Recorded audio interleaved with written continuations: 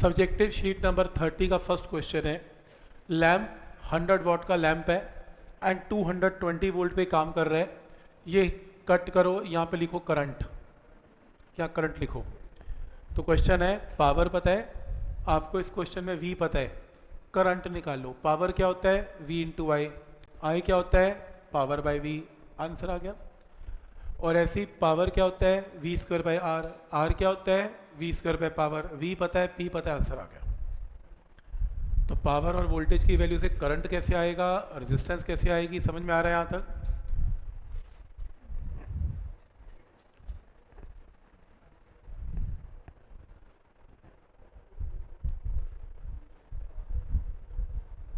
जिनका हो गया नेक्स्ट क्वेश्चन करते जाएं।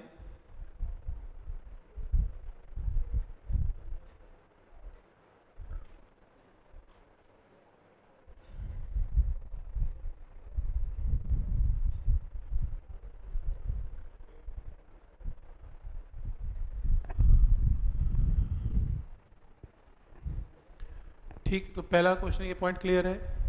नेक्स्ट है 60 वॉट बल्ब है, 220 वोल्ट पे चलता है। 60 वॉट वाला छोटा बल्ब है और 100 वॉट वाला बड़ा बल्ब है, 220 पे चलते हैं दोनों। दोनों को किस में लगा दिया? सीरीज में लगा दिया। क्वेश्चन है which bulb will dissipate more power. Series में लगने के बाद 60 वॉट वाला ज़्यादा पावर डिसिपेट करेगा कि 100 वाला? 60 वाला। सीधा आंसर लिखो, ये तो समझा दिया मैंने सारा, ये करने की जरूरत नहीं है। 60 वाला। सेकेंड पार्ट है which bulb will glow more brighter. 60। ज़्यादा भी कौन ब्राइट होगा? 60। कम वोल्टेज वाला सीरीज में ज़्यादा ब्राइट होगा। आंसर कैसे होगा वो मैंने शुरू में आपको बताया था कैसे होगा। नेक्स्ट,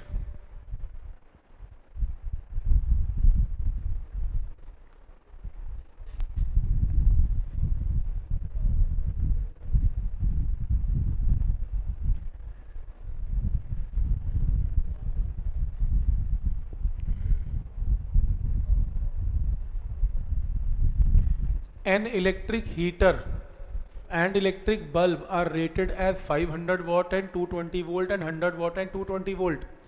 रेटिंग का मतलब कंपनी ने लिख के दिया है कि ये 500 वाट का 220 पे चलता है और ये 100 वाट का 220 पे चलता है। सबसे पहला काम ये होता है इनकी इंडिविजुअल रेजिस्टेंस को निकालना, क्योंकि रेजिस्टेंस तो कभी चेंज होगी नहीं। तो इसकी रेजिस्टेंस क्या होगी? 220 स्क्वायर बाय पी और इसकी V स्क्वायर बाय पी। तो पहले R1 R2 निकाल लो। फिर वो कहता है कि इनको किस में कनेक्ट कर दो? इन सीरीज कनेक्ट कर दो। सीरीज में कनेक्ट कर दिया 220, तो ये आपके पास R1 है, ये आपके पास R2 है। Calculate power consume by heat and electric bulb. नई पावर निकाल लो, क्या होगी? अब ये मत कहना कि 50 और 100 आंसर है। चेंज, सीरीज में लगने के बाद पावर चेंज। तो सबसे पहले क्या निकलेगा? I current. आई करंट क्या होगा? Total voltage 220 upon R1 plus R2। तो तुम यहाँ पर R1 R2 की वैल्यू पुट करना और क्या आएगा? करंट की वैल्यू आएगी 0.38। करंट आ गया। तो इसकी नई पावर क्या आएगी? आई स्क्वायर इंटू R1। इसकी क्या आएगी? आई स्क्वायर इंटू R2। कर लो सॉल्व। आई स्क्वायर R1 आई स्क्वायर R2, नई पावर की वैल्यू आ जाएगी। ठीक है यहाँ तक? कोई डाउट इसमें? और एक चीज़ और कमाल की देखो, आप मार्केट से 500 वॉट का बल्ब लेके आए थे और 500 वॉट वाले बल्ब की जो पावर है नई सिर्फ 13.9 वॉट रह गई। इतना बड़ा 500 वॉट 13.9 वॉट पे काम कर रहा है सीरीज में। और जो छोटा लेके आए थे 100 वॉट, उसकी 69.8 वॉट हो गई। उल्टा हो गया काम। तो इसे सीरीज में लगाने में उड़ जाएगा आपका बल्ब। 100 जो आपका बल्ब है, नहीं उड़ेगा नहीं। 69 तो अभी कम ही है वैल्यू, अभी नहीं उड़ेगा। उड़ेगा तब जब पावर थोड़ी और भी ज़्यादा हो जाएगी। इसमें तो सेफ है, कोई ज़्यादा दिक्कत नहीं है। पॉइंट समझ में आ रहा है? मतलब मैं कहने की कोशिश कर रहा हूँ कि 500 वॉट वाला काफ़ी कम पावर पे काम कर रहा है। तो सीरीज में इक्विपमेंट्स को नहीं लगाना चाहिए, पैरेलल में लगाना चाहिए। पॉइंट समझ में आ रहा है कि क्या लॉजिक है इसमें?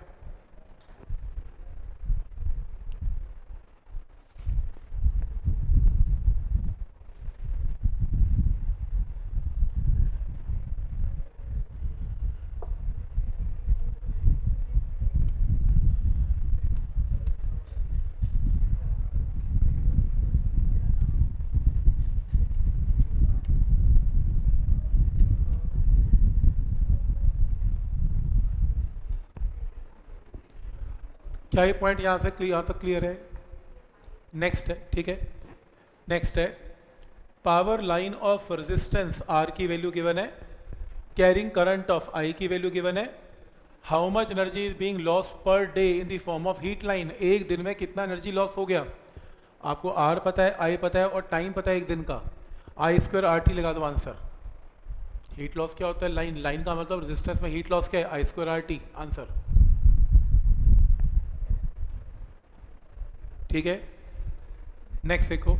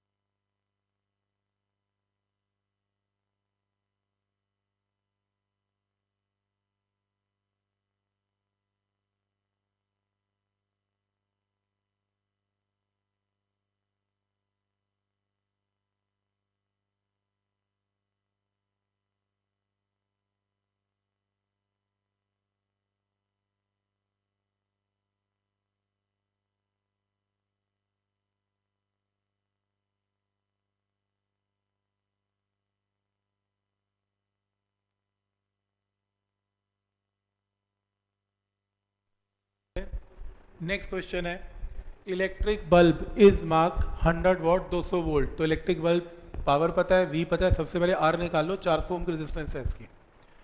ये गिवन ही इसलिए होता है मार्किंग, ताकि आप क्या निकाल सको? रेजिस्टेंस। पर वो कह रहे हैं कि मैंने घर में जब लगाया मेरी वोल्टेज गिर गई, कहा गया था 200 वोल्ट पर गिर कितने गई? 100 वोल्ट।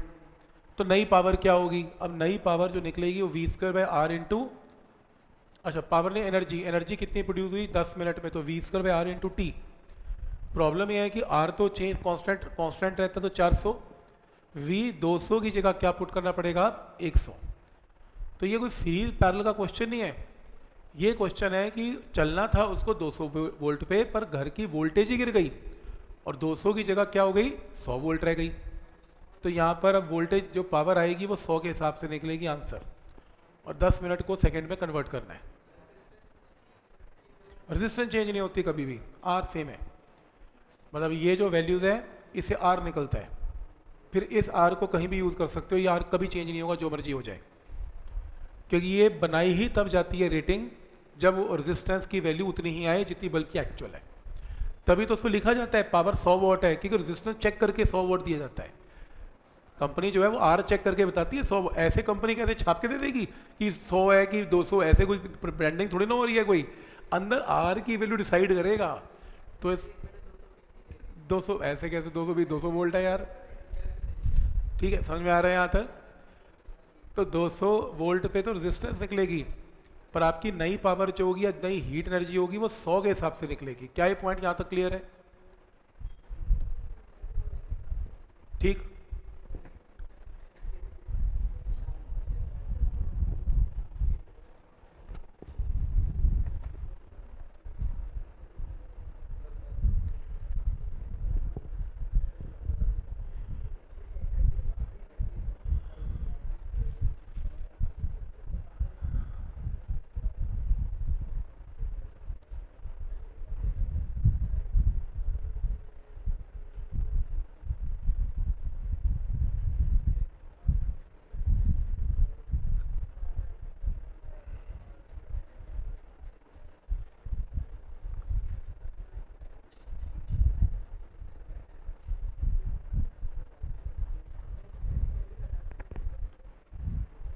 हाँ जी ठीक है यहाँ तक।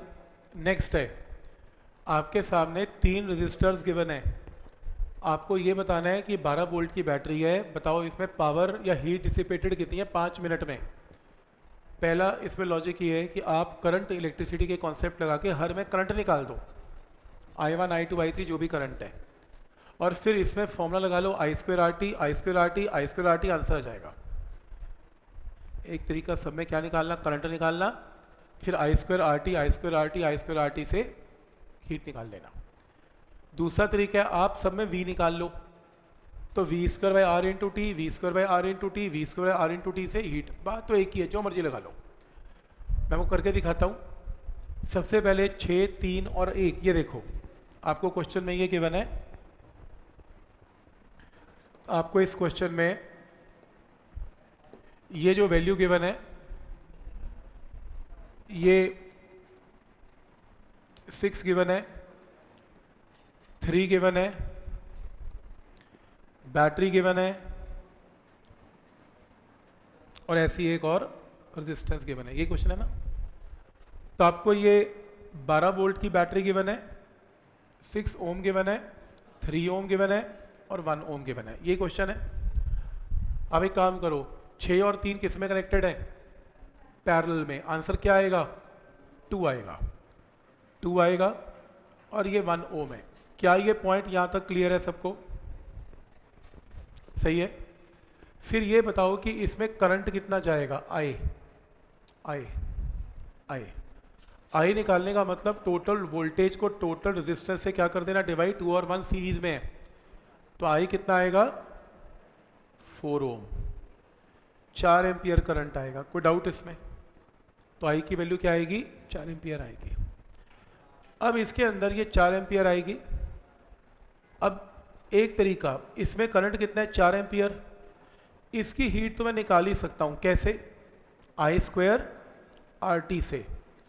तो आई कितना है? 4 का स्क्वायर, रेजिस्टेंस कितनी है? 1 और टाइम कितना है इसमें? 10 मिनट। कितना था? 5 मिनट। 5 into 60 joule. आंसर सही है यहाँ तक। पर कई लोग ऐसा करना नहीं पसंद करते।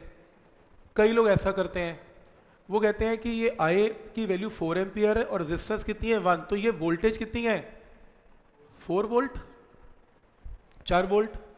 तो यहाँ पे वो लगा देंगे हीट का formula V square by R into T. तो वी का मतलब 4 का square by R into 5 into, एक ही बात है, जिससे मर्जी कर लो आंसर सेम आएगा। तुम चाहे वी निकाल लो, तुम चाहे आई निकाल लो, आंसर सेम आएगा। स्टेप क्लियर है यहाँ तक? तो वो लोग क्या करेंगे, क्योंकि ये 4 एम्पियर है, इन दोनों को मल्टीप्लाई करके कितने वोल्ट आ गए? 8 वोल्ट। यहाँ पे वोल्टेज 8 वोल्ट है। अब ये रेजिस्टर किसका बना हुआ है? इन दोनों का, कनेक्टेड इन पैरेलल। पैरेलल में V की वैल्यू रिमेन्स सेम। तो ये क्या आएगा? 8 वोल्ट। ये क्या आएगा? 8 वोल्ट। अब इसमें फॉर्मूला क्या लगेगा? V square by R into 5 into 60। इसमें क्या लगेगा? V square by R into 5 into 60। Answer ये आ गई हीट का formula, V square R into. तो मैंने V निकालना पसंद किया। V निकालना ना इजी है, करंट निकालना मुश्किल है, एक स्टेप फालतू करना पड़ेगा। V तो 1 मिनट में आ ही गया। तो समझ में आ रहा है यहाँ तक कि क्या लॉजिक है इसमें? कोई डाउट इसमें?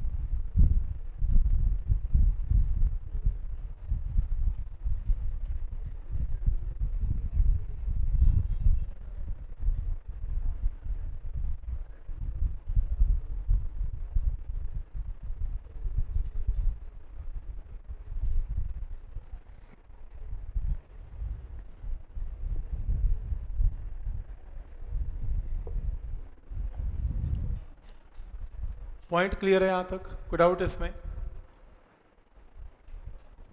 नेक्स्ट है, electric kettle has 2 coils.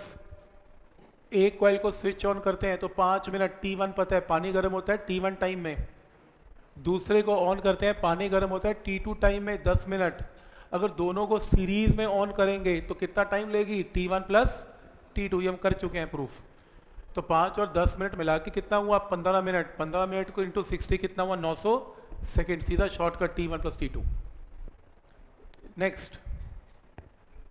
Next other easy question है। अच्छा नहीं, आर का फॉर्मूला देख लो, इसमें है आसान है, कुछ भी नहीं करना। इसमें बस ये फ़र्क है कि इसमें आपको लेंथ पता है वायर की और आपको एरिया भी पता है, आपको इस वायर की रेजिस्टिविटी भी पता है। जिस क्वेश्चन में लेंथ, एरिया और रेजिस्टिविटी आ जाए, इसका मतलब वहां से क्या निकलेगी, पहले रेजिस्टेंस। तो पहले तो आर निकलेगा, उसके बाद पावर निकलेगी वी स्क्वायर बाय आंसर आएगा। पहले आर निकलेगा, फिर वी स्क्वायर बाय आर से आंसर आएगा।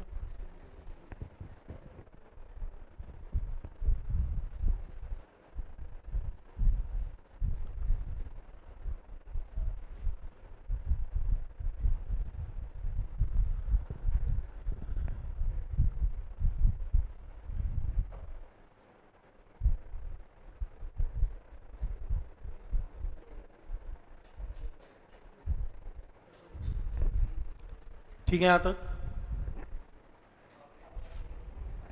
नेक्स्ट क्वेश्चन ट्राई करना है जिनका हो गया।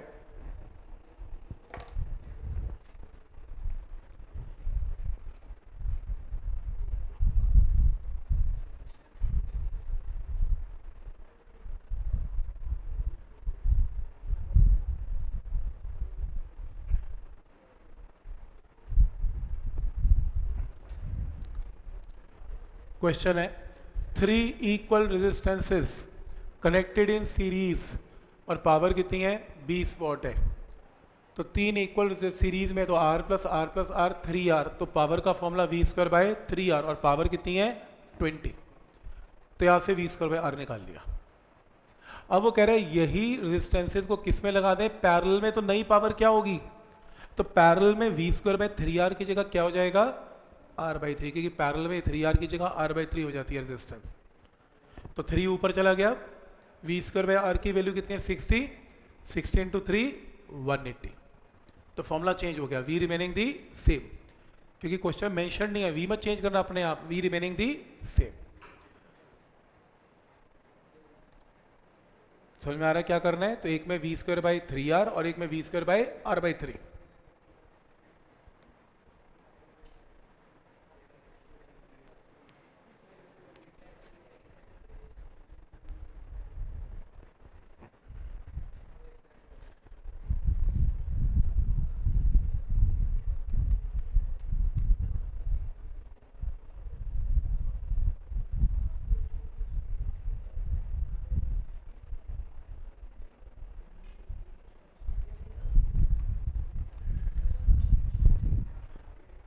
हाँ जी, ठीक है यहाँ तक। तो नई पावर कैसे आएगी, समझ में आ रहा है।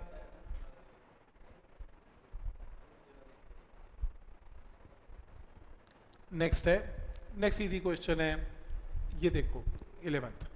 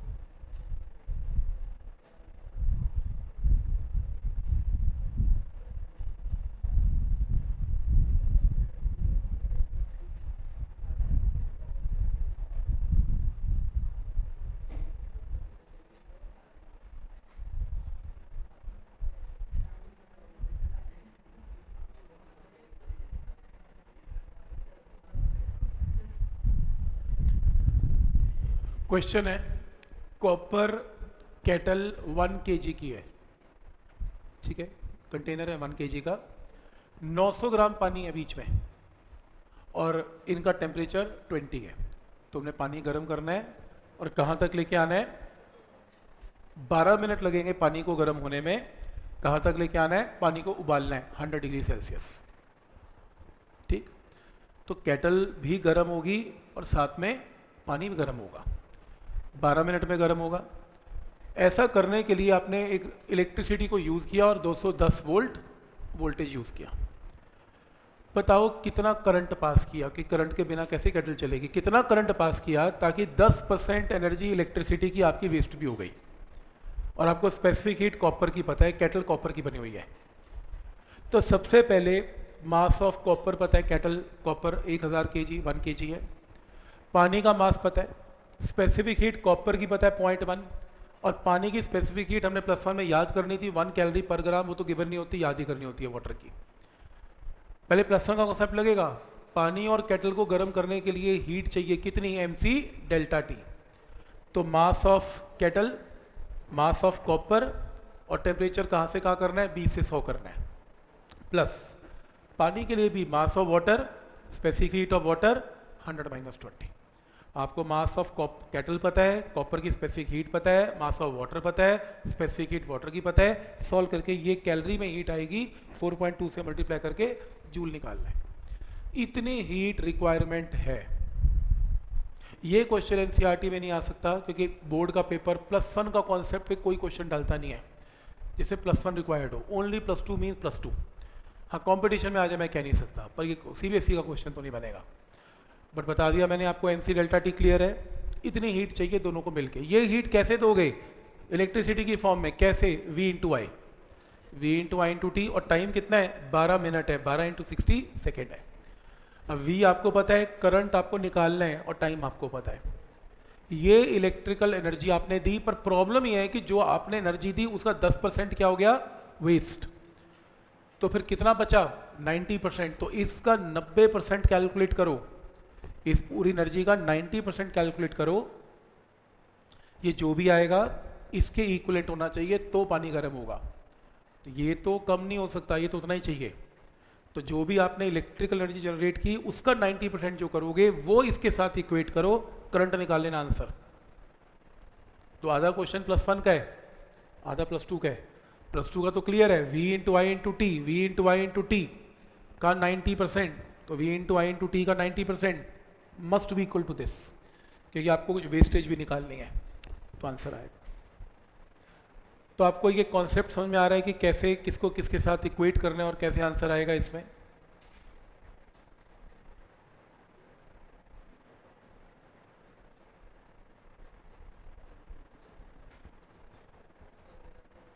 ठीक है यहाँ तक। जैसे इस क्वेश्चन को देखें, ये तो नॉर्मल क्वेश्चन है, ये तो आता है पेपर में, बहुत आता है ऐसा क्वेश्चन। देखो, water boils in electric kettle in 15 minute, 15 minute में पानी गर्म हो जाता है। अगर length of heating element decrease to 2/3 of the original length, length कम करने से क्या होता है, रेजिस्टेंस कम हो जाती है। तो पहले वो कह रहे हैं कि जो 15 मिनट में पानी गर्म होता है, तो पहले केस में रेजिस्टेंस R है, तो हीट कितनी है, v² r × 15 मिनट। दूसरे केस में कह रहा है लेंथ को मैंने क्या किया, डिक्रीज टू 2/3, तो रेजिस्टेंस भी कितनी हो गई, 2/3। तो अब हीट का फॉर्मूला क्या होगा, v² / 2r/3 × t। पर हीट रिक्वायर्ड पानी को गर्म करने के लिए वो तो कभी चेंज नहीं होगी, वो तो सेम ही है, तो Q तो दोनों में सेम रहेगा। आपकी रेजिस्टेंस चेंज होने से केटल का टाइम चेंज हो जाएगा, समय ज़्यादा या कम लग सकता है केटल का। तो इसलिए पहले केस में Q तो सेम है, रेजिस्टेंस R है, टाइम अलग है। दूसरे केस में Q सेम है, वोल्टेज भी सेम है, रेजिस्टेंस चेंज की तो टाइम भी चेंज हो गया। पर इक्वेशन नंबर 1 और 2 बराबर है, क्योंकि Q अमाउंट ऑफ हीट दोनों केसेस में विल रिमेन सेम। दोनों को इक्वेट कर दो, टाइम आ गया 600 सेकेंड। तो अब केटल 600 सेकेंड यानी कि 10 मिनट लगाएगी उसी पानी को गर्म करने के लिए जो 15 मिनट लगते थे। समझ में आ रहा है। और रेजिस्टेंस चेंज करने से टाइम चेंज हो जाएगा। कोई डाउट इसमें? मेथड एकदम समझ में आ रहा है कि रेजिस्टेंस चेंज, लेंथ चेंज करने से रेजिस्टेंस चेंज होगी। लेकिन क्यू चेंज नहीं होगा, क्योंकि पानी कहता है मेरे को तो क्यू चाहिए, तुम रेजिस्टेंस को ज़्यादा करो या कम करो।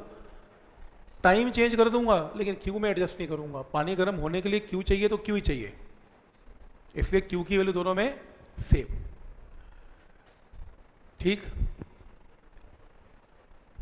मिस्टर ए ने एक मोटर बनाई, 2 एम्पियर का करंट लेती है, 120 वोल्ट पे काम करती है, तो पावर कितनी है मोटर की? V इंटू आई, 240 वॉट्स की मोटर है। अब वो क्या कह रहा है? If heat developed in motor is 9 calorie पर सेकेंड। प्रॉब्लम ये मोटर चलती है तो हीट की फॉर्म में एनर्जी को लूज कर देती है। कितना नुकसान करती है? 9 कैलोरी पर सेकेंड, जूल में कन्वर्ट करो 4.2 से मल्टीप्लाई करके 37.8 जूल पर सेकेंड क्या है? पावर। इतनी पावर हीट में खराब हो जाती है। मोटर की एफिशिएंसी बोलो क्या है? एफिशिएंसी होती है आउटपुट बाय इनपुट। अब इनपुट तो 240 ही थी, आउटपुट 240 मोटर दे ना पाई क्योंकि 240 में से हीट लॉस क्या करना पड़ा? माइनस। तो जो आउटपुट आई उसको इनपुट से डिवाइड करेंगे, 100 से मल्टीप्लाई करेंगे, एफिशिएंसी 84% है मोटर की। तो आइडिया समझ में आ रहा है कि क्या लॉजिक है इसमें? वैसे तो 240 वाट की मोटर है, पर हीट लॉस तो आपको माइनस करना ही पड़ेगा, वही आपकी आउटपुट है। ठीक है यहां तक?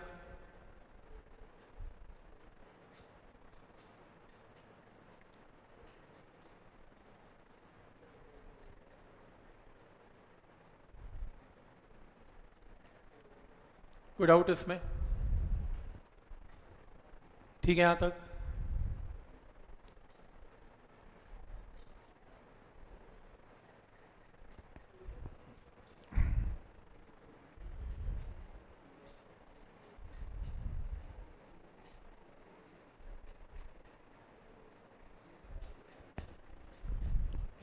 नेक्स्ट है, ये हमने कर लिया, सेम है, आई स्क्वायर आर वाला सेम क्वेश्चन है। इस क्वेश्चन को करो। 21 electric bulbs of same resistances are connected in series with 220 volt supply. 21 bulb है, एक बल्ब फ्यूज हो गया, कितने बचे? 20 बल्ब सेम वोल्टेज के साथ कनेक्टेड है। अब बल्ब की एक ब्राइटनेस चेंज हो जाएगी। कह रहा है by what percentage will the illumination of a bulb, a bulb मतलब एक बल्ब की इल्यूमिनेशन कितना परसेंट डिक्रीज होगी बताओ। जब 21 बल्ब थे तो करंट 21 बल्ब में क्या था? 220/21R। तो एक बल्ब की पावर क्या थी? I square R, I square into R, एक बल्ब की पावर है। जब 20 बल्ब हो गए तो आई स्क्वायर आर, आई क्या हो गया? चेंज, 220/20R का स्क्वायर इंटू आर, तो नई पावर आ गई। परसेंटेज चेंज कितना है? Change of power upon original power into 100। इसका आंसर 10 नहीं आ रहा है, इसका आंसर शायद 5% आ रहा है, चेंज कर लेना। जो मेरे स्टूडेंट्स ने बताया, मुझे पता नहीं, तो मैंने 10 लिखा है, वैसे वो कह रहे हैं 5 आ रहा है, चेक कर लेना। पर मेथड समझ में आ रहा है। अ बल्ब में एक बल्ब के अंदर आर लेना है, सिर्फ आई स्क्वायर आर। यहाँ पर भी क्या लेना है? आई स्क्वायर आर, और फिर परसेंटेज चेंज निकालना है, आंसर आएगा।